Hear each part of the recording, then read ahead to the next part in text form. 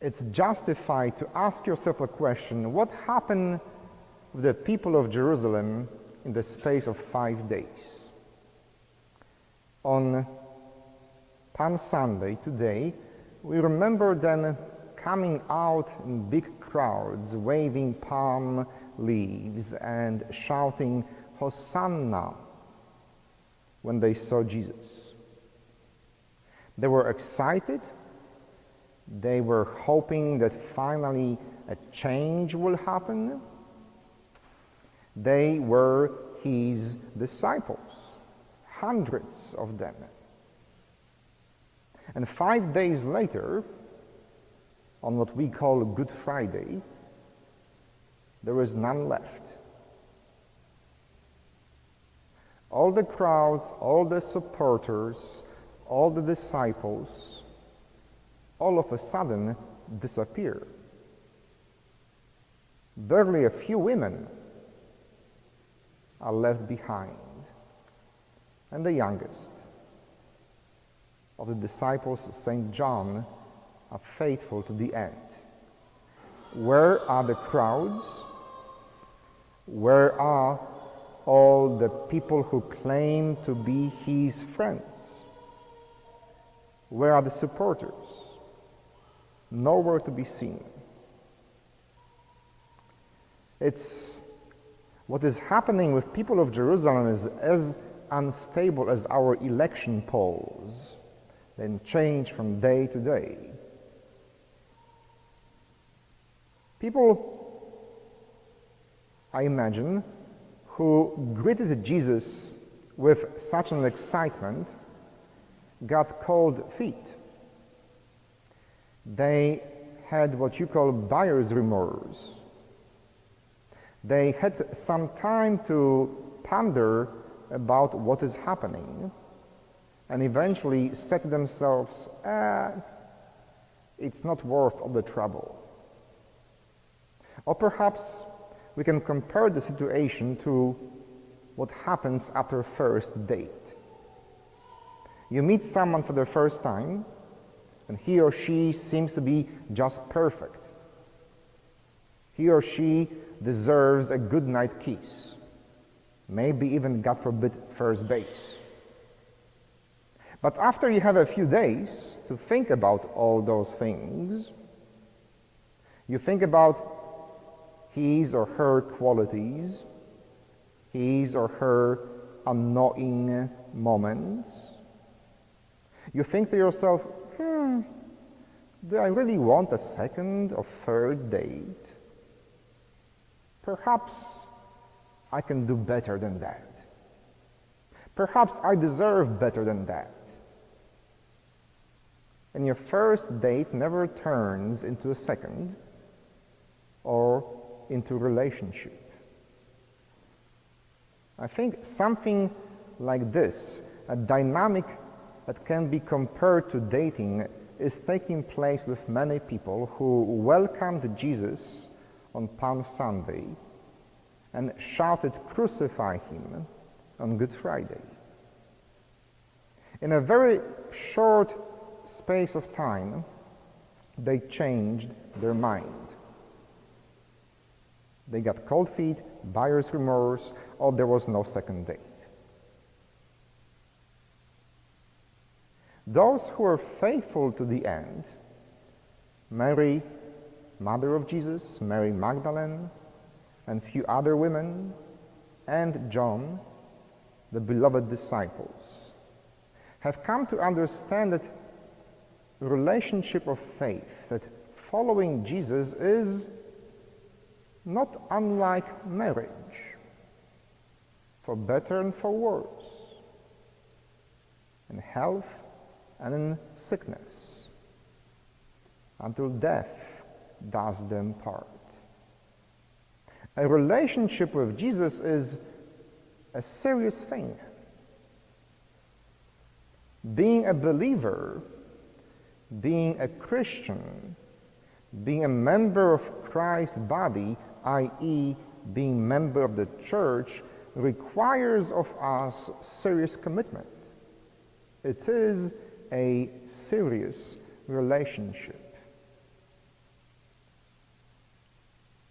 People who were greeting and shouting Hosanna on Palm Sunday probably had multiple excuses and justifications as to why they turned away from Jesus.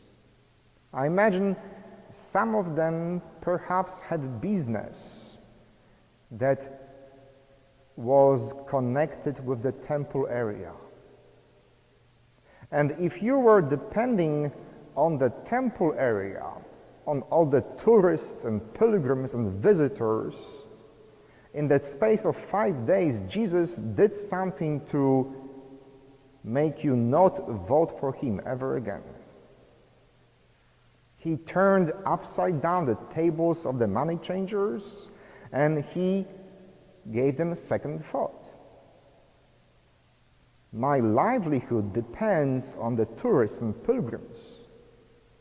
If he is so against this whole temple business, maybe I better think of someone else as my Messiah, as my Christ.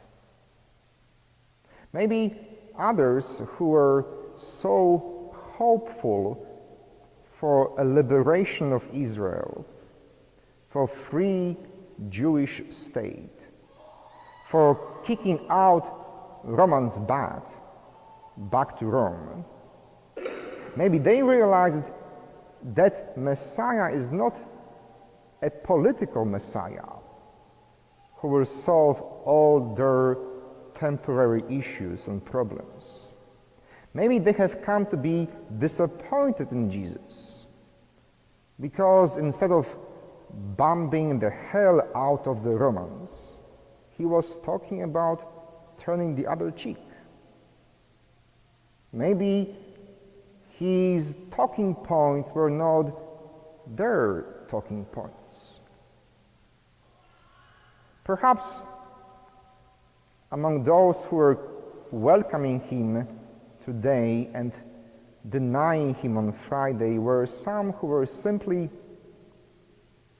not happy with his high expectations.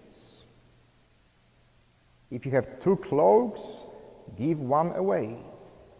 If somebody asks you to walk 1 mile with them, go and walk 2. Love your enemies. Forgive those who hate you.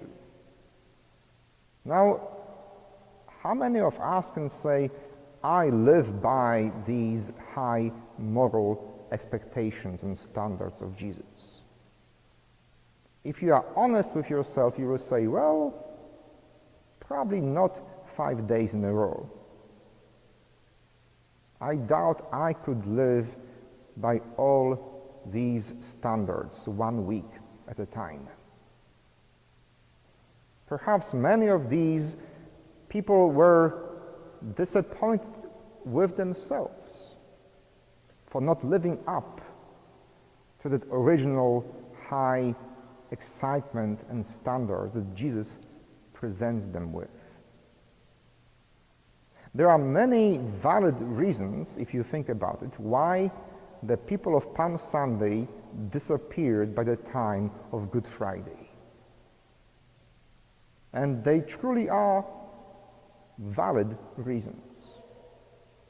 But as people of faith, we are not to look for excuses to avoid Jesus. As a people of faith, we are not looking for a reason why not to, but we are looking for a reason why should we. Because when you commit to your faith, because when you commit to being a disciple of Jesus, it is a serious thing. It is not unlike being married to someone. I believe the 2 most powerful relationships in our lives are the relationships of faith and the relationship of love with your spouse. They have the power to transform and change our lives. How you relate to your wife, to your husband, will reflect on how you relate to your faith, if you are strong enough to be faithful and committed to your partner, to your spouse, there is a chance, there's a higher chance that you will be strong enough and committed to your faith. There are many reasons, sometimes many valid reasons, why people don't have second dates. There are many reasons, especially after 2002, and if you have seen the movie Spotlight, you know there are many good reasons why not to be Catholic today. And yet, we choose to be committed to Jesus and to our relationship with Him, for better and for good, until death do us part, and we come to see Him face to face again. Amen.